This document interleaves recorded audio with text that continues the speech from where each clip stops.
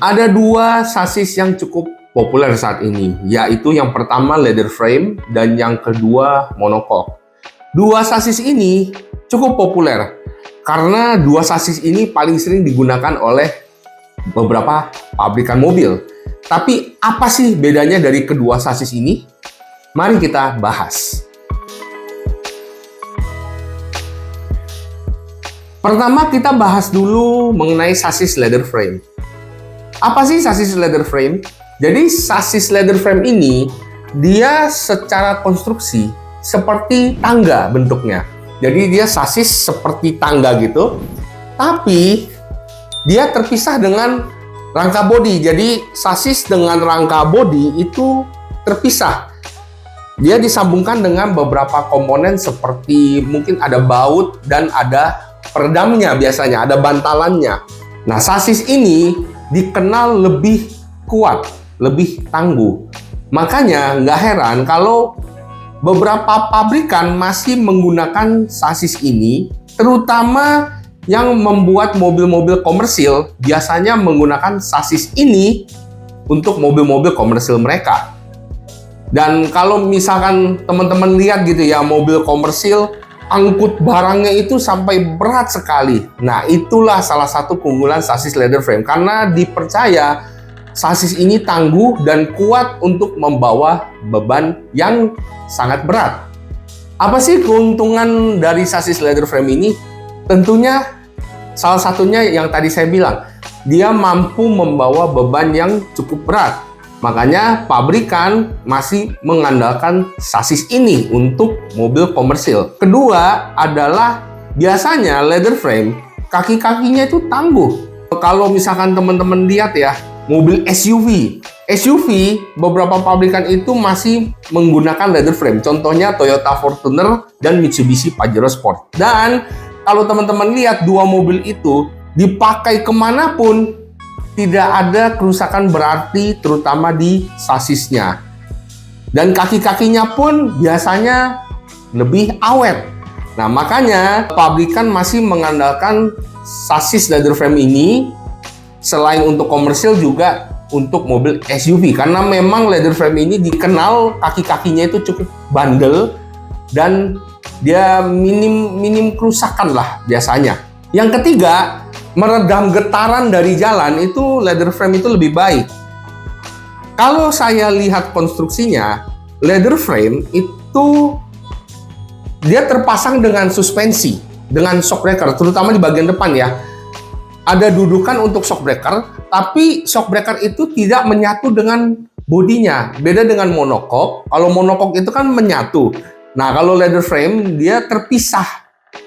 Itulah sebabnya kalau misalkan melewati jalanan yang agak berlubang gitu ya, lubang kecil-kecil atau jalan kejut, biasanya sasis leather frame itu bisa meredam getarannya itu lebih baik.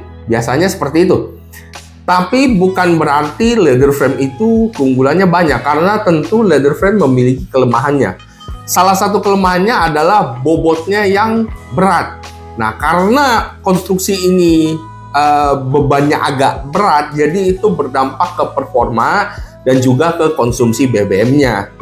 Kemudian yang kedua, biasanya sasis leather frame seperti ini, dia itu konstruksinya tinggi. Jadi ground clearance-nya tinggi, kolongnya tinggi gitu ya. Bodinya pun biasanya ikut tinggi. Makanya biasanya sasis ini tuh agak limbung kalau di kecepatan menengah, terutama saat berbelok dia biasanya lebih limbung dibandingkan monocoque karena memang konstruksinya tinggi dia. Kemudian ruang kabinnya itu tidak bisa dimaksimalkan sebaik monocoque karena memang konstruksi bodinya, konstruksi dari sasisnya aja sudah tinggi gitu. Jadi untuk terutama headroom ya biasanya agak terbatas di headroomnya. Itu tadi mengenai sasis leather frame. Sekarang kita bahas sasis monocoque. Sasis monocoque, kalau konstruksinya itu, kalau si sasis leather frame ya, leather frame, sasis dengan bodinya itu terpisah. Nah, kalau monocoque, justru dia jadi satu kesatuan gitu bodinya. Jadi antara rangka dan sasis itu menjadi satu bodi.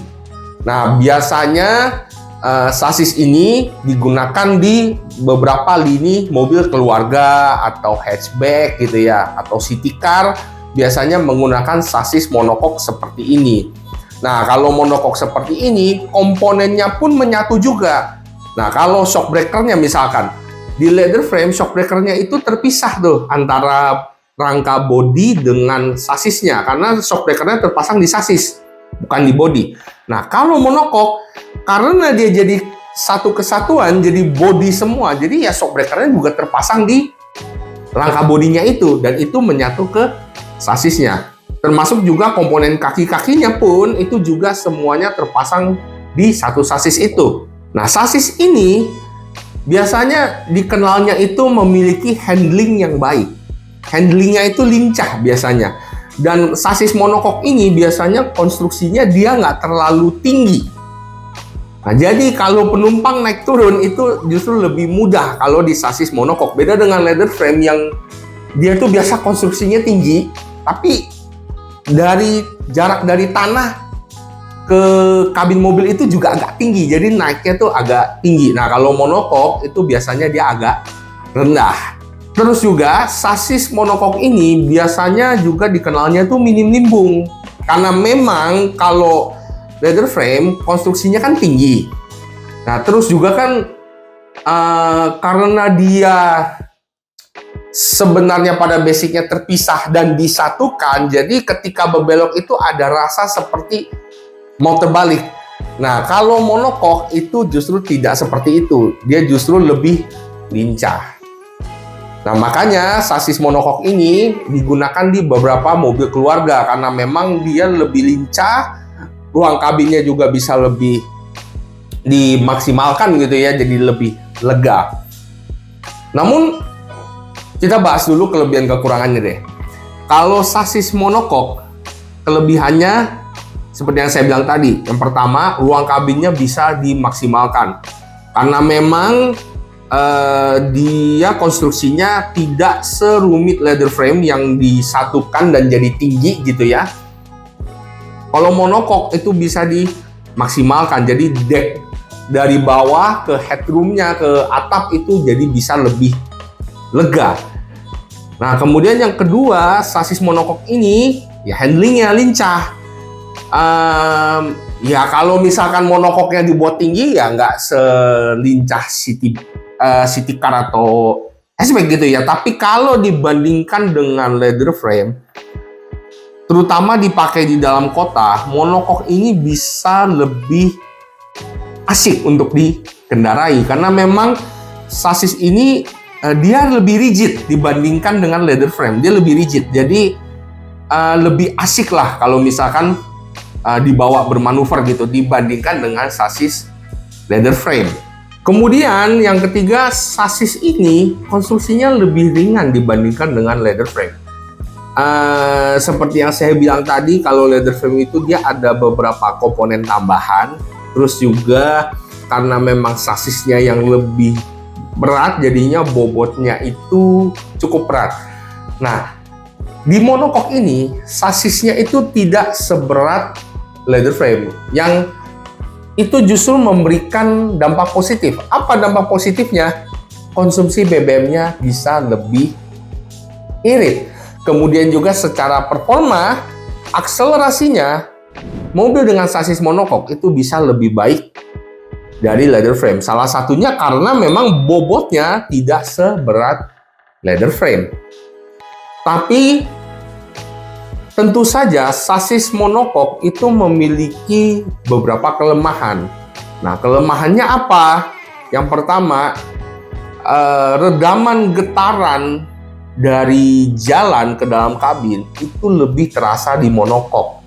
Ya, karena memang shock breakernya, komponen kaki-kakinya menyatu semua dalam satu bodi.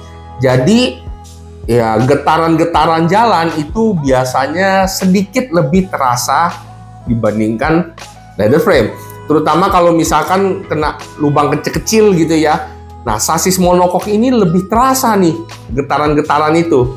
Seperti misalkan kalau lewat speed bump, karena dia ya kaki-kakinya menyatu semua dalam satu bodi, jadi lebih terasa ketika melewati speed bump dibandingkan dengan leather frame.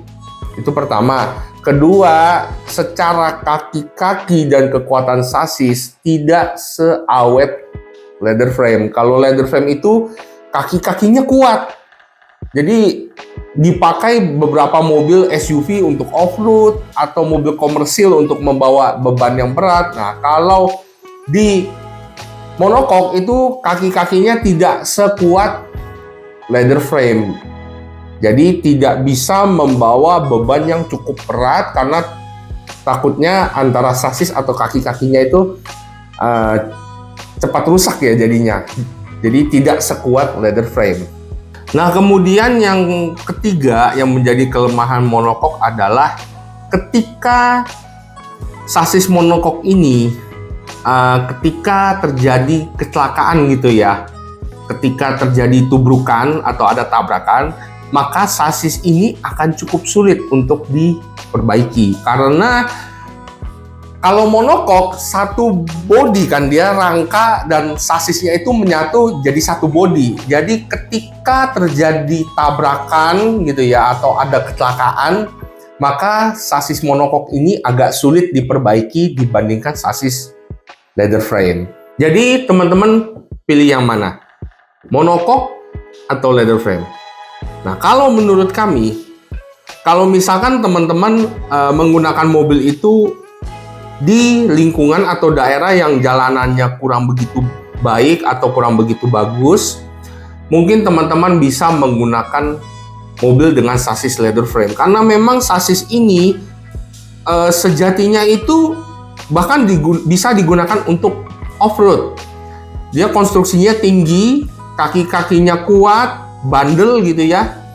Jadi kalau misalkan teman-teman sering ke jalanan yang daerahnya kurang begitu baik, teman-teman bisa menggunakan leather frame.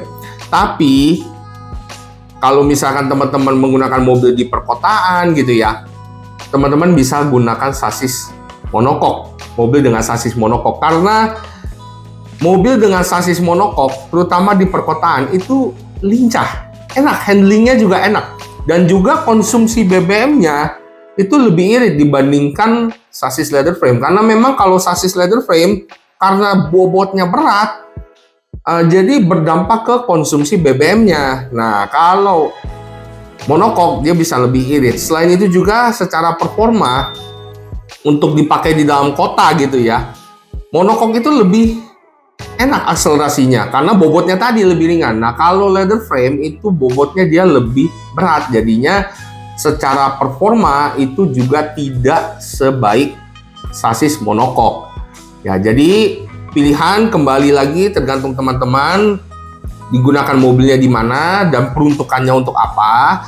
Kalau misalkan untuk off-road atau untuk membawa beban berat atau sering ke jalanan yang kurang begitu mulus gitu ya, kurang begitu bagus jalannya, teman-teman bisa pilih leather frame. Tapi kalau teman-teman pakai di dalam kota, jalanannya bagus, kemudian juga ingin konsumsi BBM dan akselerasi yang sedikit lebih baik, teman-teman bisa memilih mobil dengan sasis monocoque. Nah, kalau menurut teman-teman, pilih yang mana? Monocoque atau leather frame?